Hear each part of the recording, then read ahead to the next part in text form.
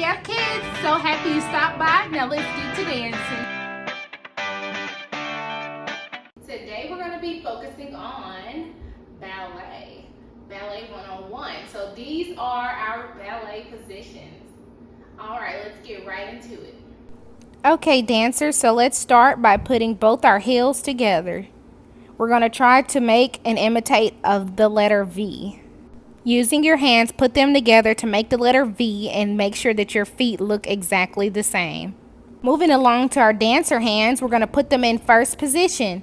Make sure that your arms are like a fish bowl, like you're trying to hold a big bowl of water in your hands. I'll turn to the side so you can see better. Make sure you tuck your thumbs in. No thumbs should ever be showing. So for the recap, our feet are in first position. We're making a V with our heels. Now, our hands will be in first position. We're holding that fish bowl. Make sure you tuck your thumbs and you're ready. This is first position. Shoulders back, chin up, and smile. Now show me your best first position. Ready, set, go. Great job. You look fantastic. Now we're going to go into second position. So we're going to tendu to the side and go down. Arms are going to open up, and this is second position. Now it's time to go to third position. We're going to tendu to third. We're going to bring our heel to the center of our foot, bringing the same arm back to first and keeping the other arm in second. Alright, now we're going to tendu to fourth by sliding our foot upward and bringing our arm over our head. Just like this, you're looking good. And for here, we will slide our foot back to the front of our other foot and bring both arms up. And this is fifth position. Make sure you tuck in those thumbs.